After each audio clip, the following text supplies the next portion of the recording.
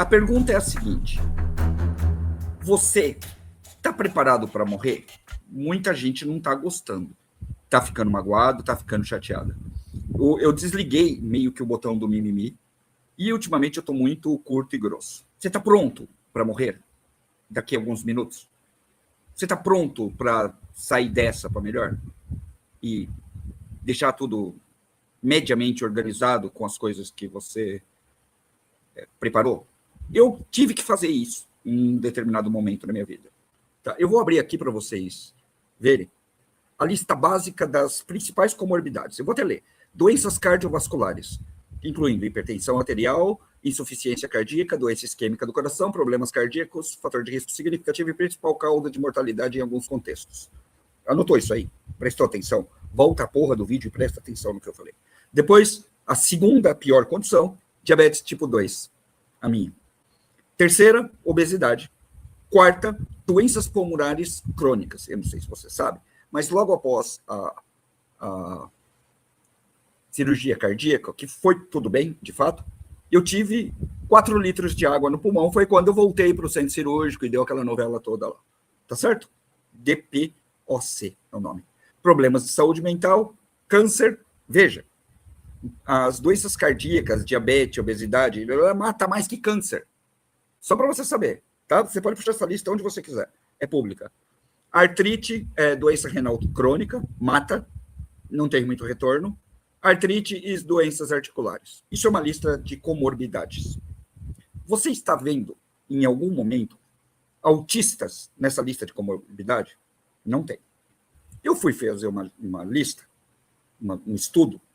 Olha só, eu tenho todos os motivos do mundo, como sobrevivencialista, para fazer a porra desse estudo. Você concorda comigo? Falar com o médico e o caramba 4? Eu fui fazer esse estudo que poderia até virar um material para eu publicar no Guia do Sobrevivente.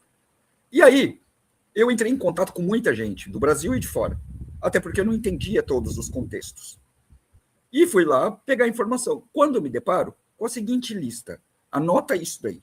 Anota para você saber. E depois não vim falar merda. Você sabe quem são as pessoas com maior risco de morte num cenário de colapso? Diabéticos, com 45% de chance de morrer em qualquer colapso climático, qualquer crise eventual que possa acontecer. Alzheimer e demência têm 90% de chance de morrer. 90% de chance de morrer, e eu já vou explicar isso daí. Autismo, com alta necessidade de suporte, 75% de chance de morrer. 75% de chance de morrer para autistas. Que foi o tema do último vídeo, que vocês ficaram mordidos. Tá? Autista sem suporte, morre.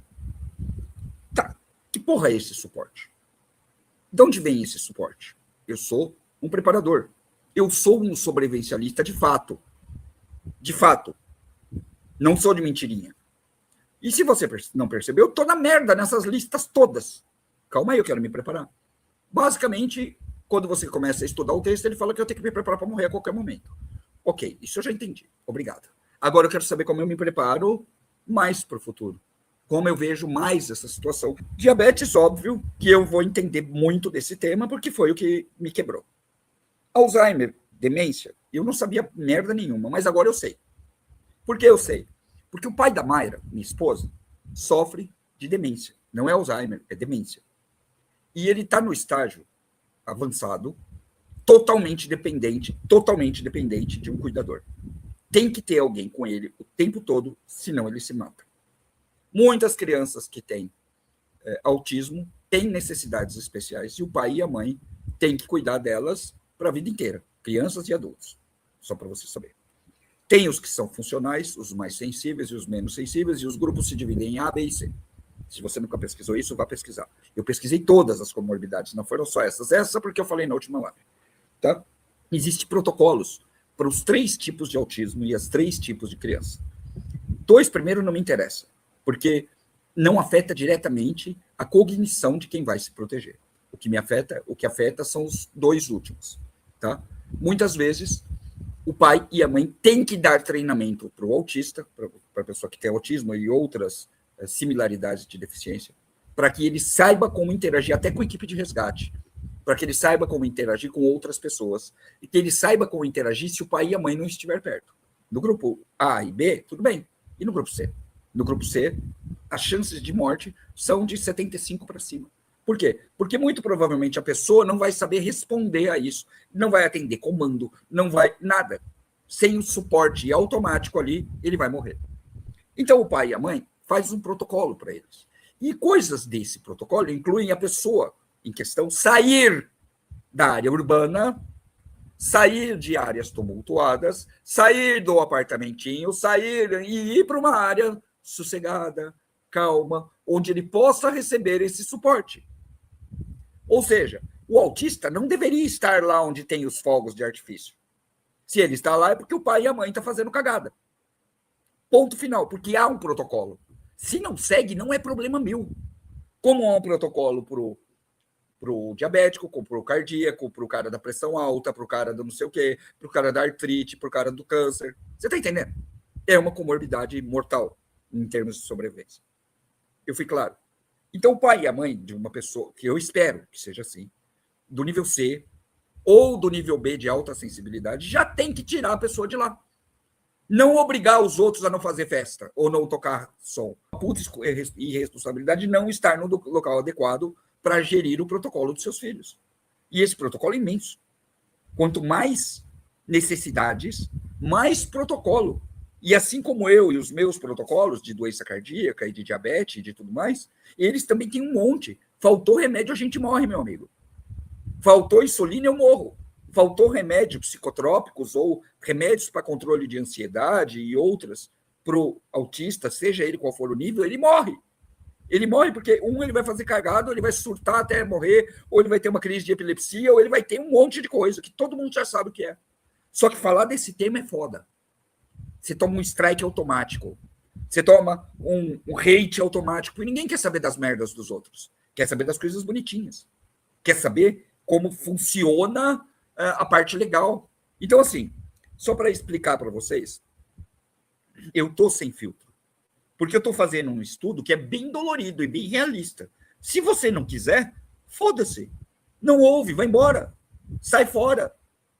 Se eu falar para você, num determinado momento, que não é culpa de ninguém, é porque não é.